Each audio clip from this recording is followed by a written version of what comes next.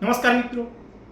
Astrology સ્ટેશનના મારા આજના આ વિડીયોમાં હું એસ્ટ્રોલોજર મેહુલ પટેલ આપ સર્વનું ખૂબ ખૂબ હાર્દિક સ્વાગત કરું છું. એસ્ટ્રોલોજી સ્ટેશનના મારા આજના આ વિડીયોમાં આપણે વાત કરી રહ્યા છીએ મેષ જન્મ લગ્નની જન્મકુંડલીમાં પંચમ ભાવમાં જો ગુરુ હોય તો એનું કેવું યા તો શું ફળ મળે એ બાબત. તો તમારી જન્મકુંડલીમાં જ્યાં લગ્ન યા તો જન્મ લગ્ન એવું જ્યાં લખેલું છે ત્યાં જો એક લખેલું છે તો તમારી જે જન્મકુંડલી છે એ મેષ જન્મ લગ્નની જન્મકુંડલી છે એવું તમારે સમજવાનું છે. હવે તમારી આ એક અર્થાત મેષ જન્મ લગ્નની આ જન્મકુંડલીમાં પાંચમા ભાવમાં યા તો ત્રિકોણ ભાવમાં અર્થાત પ્રેમ, પ્રણય, આકર્ષણ, સાહસ, પરાક્રમ, સંતાન, સંતાનની જાતિ અર્થાત પુત્ર સંતાન કે પુત્રી સંતાન અને વિદ્યા સંબંધિત બાબતનું સુખ તથા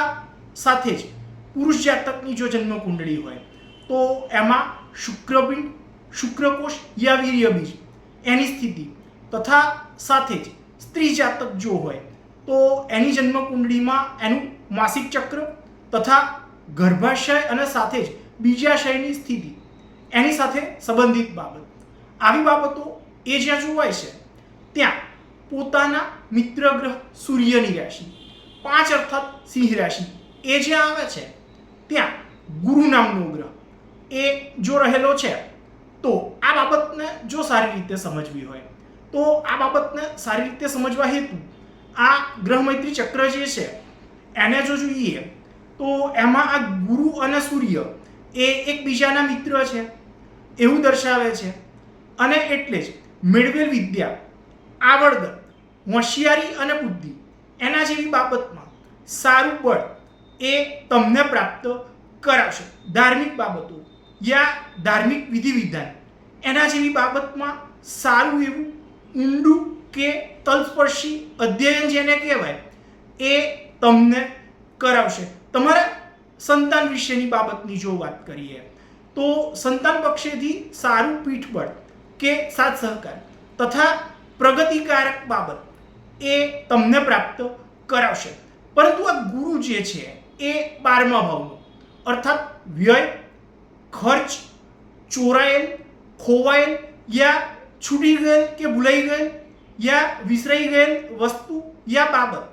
તથા સાથે જ પોતાના મૂળ સ્થાનથી દૂર યા અતિ દૂર ચાલી ગયેલ પ્રાણી, પક્ષી કે મનુષ્ય એની સાથે સંબંધિત બાબત આવી બાબતો એ જ્યાં જોવાય છે ત્યાં આવતી રાશિ 12 અર્થાત મીન રાશિ એ જ્યાં આવે છે એ ભાવનું પણ પોતે સ્વામી થતો હોવાના કારણે એક તો પોતે જ દોષપૂર્ણ બને છે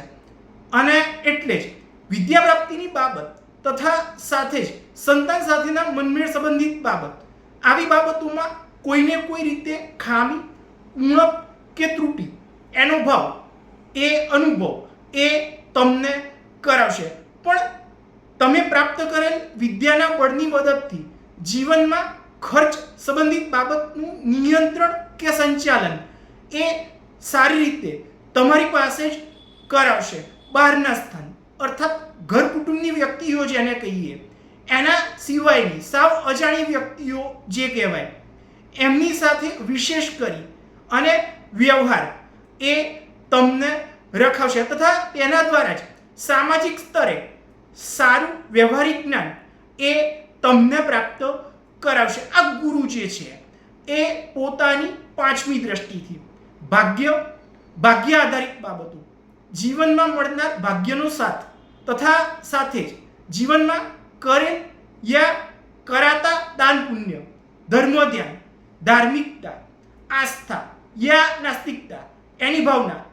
એની સાથે સંબંધિત બાબત તથા સાથે જ ભાવિ જીવન સંબંધિત બાબતો વિશેનો વિચાર આવી બાબતો એ જ્યાં જોવાય છે અથવા જ્યાંથી વિચારાય છે ત્યાં પોતાના જ સ્વ આધિપત્યવાળી રાશિ 9 અર્થાત ધન રાશિ એ જ્યાં આવે છે ત્યાં પોતે દ્રષ્ટિ કરતો હોવાના કારણે આ બાબતને જો સારી રીતે સમજવી હોય તો આ બાબતને સારી રીતે સમજવા હેતુ આ ગ્રહ સ્થિતિ દર્શક કોષ્ટક જે છે એને જો જોઈએ તો એમાં આ ગુરુ એ આ 9 અર્થાત ધન રાશિમાં રહી અને પોતે જ સ્વગૃહી થાય છે એવું દર્શાવે છે. અને એટલે જ બુદ્ધિની સહાયતા વડે ભાગ્ય આધારિત બાબતમાં મહાનતમ ઉન્નતિ એ તમને પ્રાપ્ત કરાવશે. રાજ સમાજ અને જાહેર જીવનમાં આવી બાબતના કારણે જ તમને અતિશય ભાગ્યશાળી અને બુદ્ધિશાળી એવા માનવામાં આવશે યા તો સમજવામાં આવશે. ધર્મનું પાલન એ પણ તમારી પાસે સારી રીતે કરાવશે. આ ગુરુ જે છે એ પોતાની 7મી દ્રષ્ટિથી જીવનમાં મળવા સંભવ યા પ્રાપ્ત થવા સંભવ લાભ અને લાભદાયક બાબતો એના વિશેની બાબત એ જ્યાં જોવાય છે ત્યાં પોતાના શત્રુગ્રહ શનિની રાશિ 11 અર્થાત કુંભ રાશિ એ જ્યાં આવે છે ત્યાં પોતે દ્રષ્ટિ કરતો હોવાના કારણે આ બાબતને જો સારી રીતે સમજવી હોય તો આ બાબતને સારી રીતે સમજવા હેતુ આ ગ્રહમંત્રી ચક્ર જે છે એના જો જોઈએ તો આ ગુરુ અને શનિ એ એકબીજાના શત્રુ છે અને એના કારણે જ આજીવિકા કમાવાની બાબતના હેતુમાં કોઈને કોઈ રીતે નીરસતા યા નિરસ્તતા એવી બાબત એ તમને પ્રાપ્ત કરાવશે. આ ગુરુ એ પોતાની 9મી દ્રષ્ટિથી પહેલા ભાવના યા લગ્ન ભાવના અર્થાત જ્યાં લ અથવા 1 એવું લખ્યું છે ત્યાં આવતી રાશિ અને પોતાના મિત્ર ગ્રહ મંગળની રાશિ 1 અર્થાત મેષ રાશિ એ જે આવે છે ત્યાં પોતે દ્રષ્ટિ કરતો હોવાને કારણે આ બાબતને જો સારી રીતે સમજવી હોય તો આ બાબતને સારી રીતે સમજવા હેતુ આ ગ્રહમંત્રી ચક્ર જે છે એને જો જોઈએ તો એમાં આ ગુરુ અને આ મંગળ એ એકબીજાના મિત્ર છે એવું દર્શાવે છે. અને એટલે જ દેહ કે શરીરથી મોટું ગૌરવ અને સુંદરતાયુક્ત માન સન્માન તથા સાથે જ પ્રતિષ્ઠા એવી બાબત એ તમને પ્રાપ્ત કરાવશે. ખાસ કરી અને ઈશ્વર અને ન્યાય એના જેવી બાબત માટે તમારા મન અને હૃદયમાં વિશેષ કરી અને માન અને સ્થાન એમ બંને બાબત એ